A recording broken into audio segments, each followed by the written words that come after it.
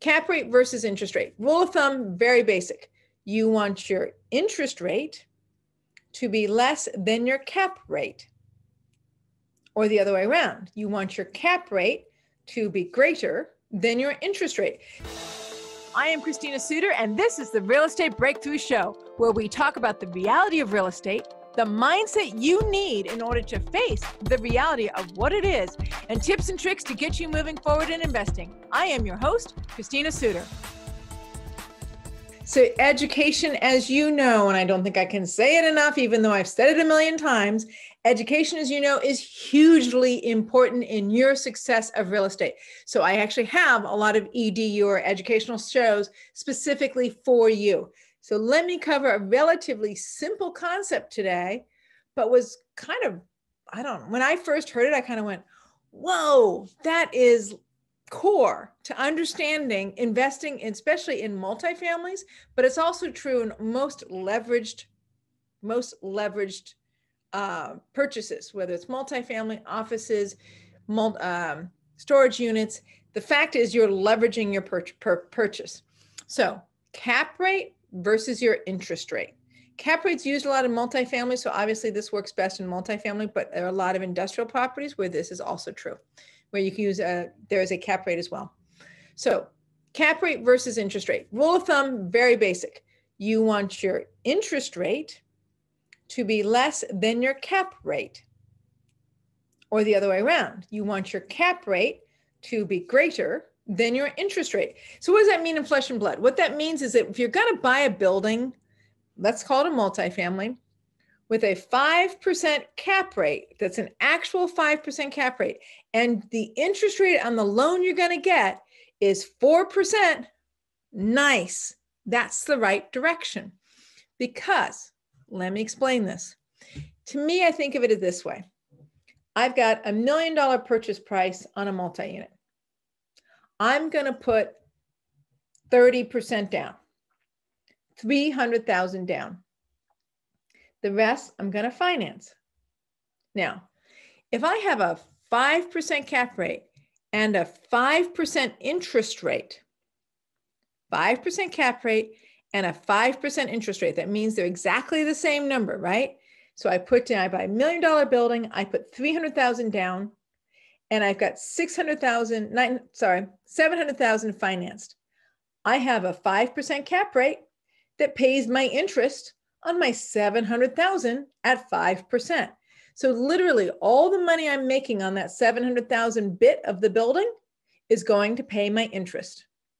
But all the money I make on the 300,000% of the building, right, which is effectively 30%, but the $300,000 I have in the building, my return is going to be, my cap rate is 5%. So it works. My cash on cash works. I'm effectively getting a 5% return on my 300,000, and I'm paying that 5% return to the bank for their 700,000. I still have appreciation, which is great, and that is another form of leverage we can talk about, but I'm just talking about cash flow. Now, let me start playing with some numbers now that we've got the concept down. What if, same $1 million building, same 700,000 loan, same 300,000 down. What if my cap rate is 5%, but my interest rate is 4%? Cap rate is 5, interest rate is 4. Cool. So I'm making 5% on my 300,000 in the building. On the 7%, now I'm 70%, or the 700,000. On the 700,000 bit of it, I'm still making a 5% cap rate, but I'm only writing a check to the bank for 4%. What is that differential? That differential is 1%. So guess what? Who's keeping the 1% differential? I am. So I'm making 5% on my 300,000, and I'm making 1% on the 700,000 I've borrowed from the bank. Yes, that gives me more cash on cash in the building. I love that, right? So if my interest rate is less than my cap rate, I'm going to make more money. Now, let's go the other direction. Same $1 million building, Same $700,000 loan, $300,000 in, right? But let's reverse the numbers. My cap rate is now 4%. I'm making 4% on my 300,000, and I'm paying 5% on the 700,000. Huh. So if I'm making 4% on my 300,000 and I'm making 4% on my 700,000, but I'm paying 5 for that 700,000, where am I going to get that extra point of interest from? From the returns I'm making on my 300,000. So instead of making a 4 cap on my 300,000, I'm now writing a check out of my $300,000 return to the bank to pay for that extra percentage of interest. Now you can see, what if the numbers get even more and more further apart? What if the number is, I've got a cap rate of 3% and I've got an interest rate of 5%. I'm paying the bank more and more of my return on my 300,000 that I have in.